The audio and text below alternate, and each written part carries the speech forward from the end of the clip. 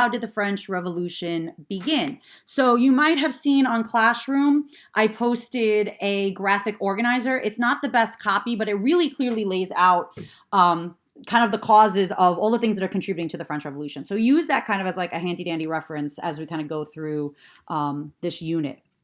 So first off, I want to show you what Europe looked like on the eve of the French Revolution, because things are going to change, because the video you're going to listen to on Thursday is on how did the French Revolution lead to an international war. So the borders of France are going to change as a result. So you can see Italy is still divided.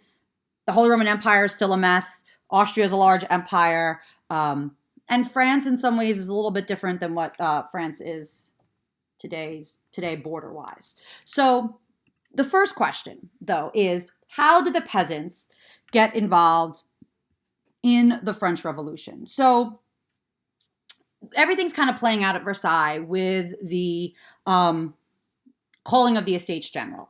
And the peasants are kind of hearing talk about things coming out of Versailles, but there's nothing really clear. But there is this kind of vague insecurity and rumors that the feudal aristocracy were sending people to attack the peasants and pillage their land. And this is all based on rumor. There was no evidence of this happening.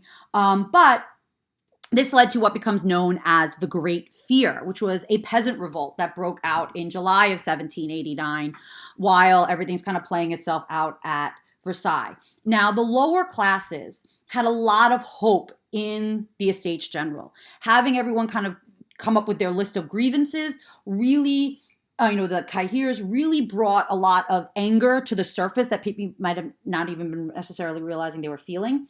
And the conditions in France were really quite bad leading up to 1789. In 1788, the harvest had been really bad. So as a result, the price of bread was extremely high. So that goes back to that graphic I showed you the other day about the finances, showing that 80% of an urban worker's budget was going to paying for food. And that was because of this poor harvest in 1788, which was really, drastically increasing the price of bread because there was basically food shortages. So in 1789, the government was the country, I should say, was on the precipice of a depression. This rapid growth in trade that had been building in France through the 18th century kind of suddenly stops. Again, kind of similar to what's been going on here. Our economy was booming, and now all of a sudden our economy has suddenly shut down because of the coronavirus. So wages were falling. Unemployment was spreading, and because of the scarcity of food, that was driving the food prices up. And instead of the government kind of stepping in and taking relief measures and trying to do something, set price ceilings, try to do something to lower the price of food, try to do something to ease the burden on the lower classes, the government was paralyzed with what was happening at Versailles. Again, Louis XVI was not the strongest of leaders, and they didn't take any relief measures. So that's really also what kind of fed into this Great Fear, which were these peasant revolts that were spreading throughout the countryside. Because the peasants basically said, well, I'm not going to pay my dues, my manorial dues, and my taxes. So remember how I had said in the video last week about why the social structure responsible for the revolution? There were all these strange kind of throwbacks to feudalism and all these fees that the peasants had to pay. And they're like, forget that crap. We're not paying the fees.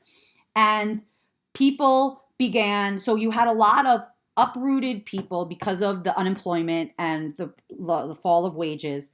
And there were vagrants kind of roaming around the countryside, which kind of then fed into, again, these rumors that the aristocracy had been hiring them. And so the peasants began to arm themselves to protect their homes, and they gathered together, and they were scared, and they were angry, and they turned their attention to the manor houses, and they began attacking them and burning them down. The idea being, if they destroy the records of the money that they owe and the fees that they owe, then they wouldn't have to pay those fees anymore. Towns were swamped with beggars. People were very alarmed by the troop buildup. What was going on towards Versailles as Louis was beginning to call troops to Versailles, and people just began to arm themselves because they didn't know what was going on. So there was all this like great insecurity, instability. in the countryside at this time. And all of this is going to kind of culminate in what becomes known as the storming of the Bastille. So why was the storming of the Bastille such a significant event in French history? Like even today, it is a major holiday in France, Bastille Day, July 14th. There's fireworks, there's celebrations. It's like 4th of July, but like I was there in Paris on Bastille Day. It's like even more, it seemed even bigger than 4th of July. Like everyone was out. There was French flags everywhere. There was parades on the Champs-Élysées. Like I said, huge fireworks displays at the Eiffel Tower. So the peasants basically are like, we're going to destroy this manorial regime by force. Now, the Bastille. So the Bastille was this large prison in the center of Paris. It's no longer there. It's been torn down, but there is a metro stop there for the Bastille. But so it was this large prison in the center of Paris, and it was always kind of seen as this symbol of the anger, the symbol of the tyranny of the king. Because remember, because of those letters of cachet, the king could just basically take anyone, throw them in prison, and have them executed if he wanted to. So the Bastille was like the symbol of the power that the king had, because the king could, if he wanted to, at any moment, throw people into the Bastille. So a rumor was beginning to build that the king was planning a military coup against the National Assembly, which is kind of being fed into the idea of the fact that he's amassing troops and sending troops there.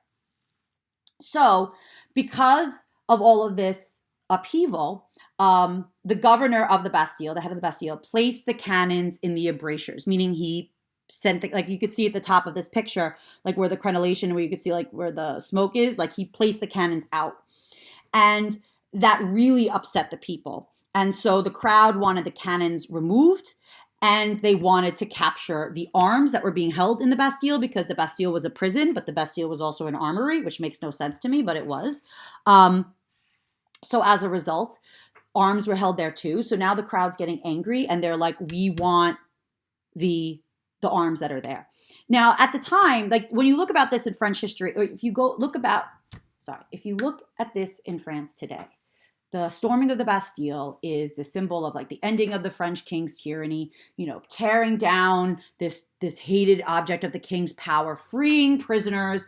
And it wasn't like when the Bastille was stormed, like you had all of these like poor prisoners that had been chained to walls, eating, bread and having rats crawling over them, like, struggling out into the light and being blinded by the light because they're finally free. There was very few prisoners. It says here, it held 7 prisoners. There were 5 ordinary criminals and 2 people that were considered mentally, today we would call them mentally ill. Back then they would have called them madmen.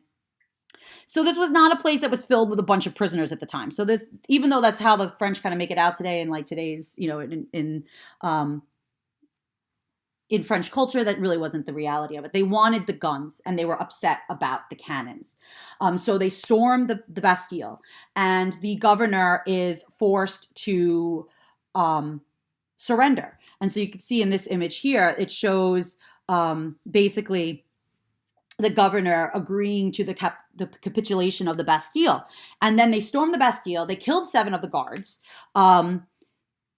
18 people died, 73 were wounded. The guards' heads were placed on pikes and, paraded around the city. It was chaos.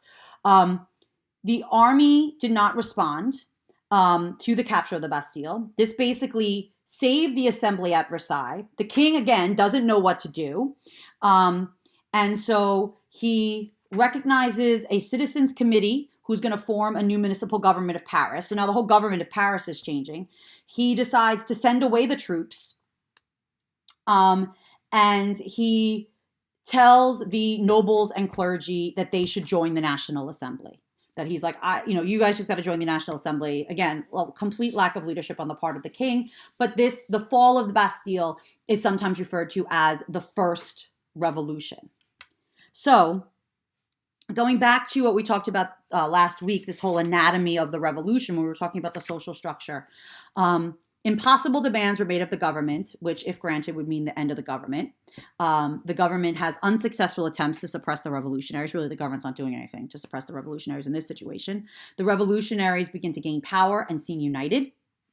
And now we're going to see, once this revolution really starts gaining steam, once in power, the revolutionaries begin to quarrel amongst themselves, and unity begins to dissolve, because everyone's going to have their own vision of what they want to see happen in France. The moderates are going to gain leadership, but they fail to satisfy those who insist on further changes. So the first stage of the revolution is a moderate stage, and then it does not last long. Power is eventually gained by progressively more radical units until a lunatic fringe gains almost complete control, and that is going to be the Reign of Terror, which we're going to talk about next week. The extremist strongman emerges and assumes great power. That's going to be a man by the name of Robespierre. The extremists try to create a heaven on earth by introducing their whole program and by punishing all of their opponents. So anyone that did not agree with Robespierre and his vision of France was labeled a counter-revolutionary. There's going to be a period of extreme terror or violence. And then the moderate groups are going to regain power again, which is going to be something known as the Directory, which again, we'll talk about next week. So what would be the first change? So now as we're still in this moderate stage of the revolution, what would be the first changes that the National Assembly is going to make? And I believe we discussed this picture in AP World, but I can't remember. But you see here like the dog kind of kicking all the mud up on the nobles and the coachman just kind of lying there kind of like laughing instead of like doing anything to stop it. Kind of shows the switch in attitude that we begin to see amongst the French people, not revering the nobles anymore. So in the night session of August 4th of 1789, the feudal regime in France had been abolished, meaning the nobles could no longer collect these archaic dues and fees from the lower classes. All Frenchmen were, at least in principle, subject to the same laws and the same taxes and be eligible for the same offices, essentially creating equality amongst the people. So we have what becomes the motto of the French Revolution: liberty, equality, and fraternity or brotherhood. So it's in what's known as the August Decrees, which were issued between August 4th and August 11th of 1789, is where they renounce all the aristocratic privileges. But feudal dues were not renounced outright. This had been too strong of a threat to the principle of private property, so the nobles still got to collect some of their dues. Peasants would compensate their landlords through a series of direct payments for obligations for which they had been supposedly freed. This is very similar to what we talked about in Russia in the 19th century when we talked about the end of serfdom. How like when the serfs were freed in Russia in 1861, they still had to pay those redemption taxes. So the peasants had to compensate the landlords for no longer collecting these archaic fees. So the National Assembly made some revolutionary gestures in ending these, but they also were kind of moderate. Their goal was to safeguard private property because even though the French Revolution talks about liberty, equality, and fraternity, especially in this phase of the revolution, it's really a bourgeoisie takeover of the government. This is not creating a true democracy where the lower classes have equal rights as others. So what they did issue also in August of 1789 is the Declaration of the Rights of Man and Citizen, which you're going to read a bit from tomorrow. I'm not going to make you read it today, but you'll read a bit of it tomorrow. And in that declaration, it talks about liberty, property, and the resistance to oppression. And Thomas Jefferson was actually hanging out in Paris at the time. So we see a lot of similarities between this and the Declaration of Independence. So here again, this kind of shows you similar picture, the same picture from before, but I just wanted to point out some certain symbolisms that are in these pictures because these were mass-produced. People were framing them in their home. So we see here the articles are on tablets. They're being associated purposefully with Moses and the Ten Commandments, establishing a link to this being equivalent to God's will. And that is reinforced by the all-seeing eye at the top. But this is not, like I said here, the God of biblical revelation, but of the Masonic order. This is a deist God, a benevolent creator and founder of general laws.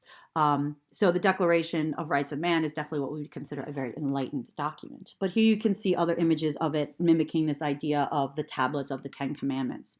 And this is to kind of show you just how crazy Bastille Day is. That is the trains, the metro station near the Eiffel Tower. I was there in 2009. Oh my God, that was so long ago already. But my friend Bettina and I kind of in the crowd, and you could just see how thick the crowd was.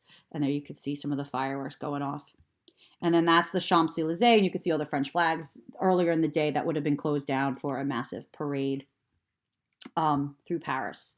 And that's the Arc de Triomphe in the distance. So the Declaration of Rights of Man and Citizen, though, did pose some dilemmas. It was by no means perfect in any way, shape, or form. Because did women have equal rights to men? Not really addressed. What about free blacks in the colonies? We see that that becomes an issue with the Haitian Revolution and the affranchis. How could slavery be justified if all men are born free? So if all men are born free, why the heck are people being still abused in Haiti? Did religious toleration of Protestants and Jews include equal rights? Was another question. So this is the graphic organizer that I'm going to post for you on Classroom, just so you have it, because it kind of lays out all the various different causes of the French Revolution. Now, the tricolor, the flag of the French Revolution, you can see here, this becomes the flag of France during the revolution. Prior to this, it was a white flag with gold fleur-de-lis was the flag of France. But the red represents the white is the white of the Bourbons, because like I said, the old French flag was white with gold fleur-de-lis.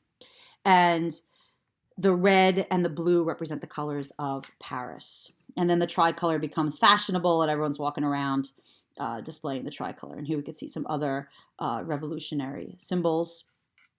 So how could the French Revolution have been avoided? What do you think?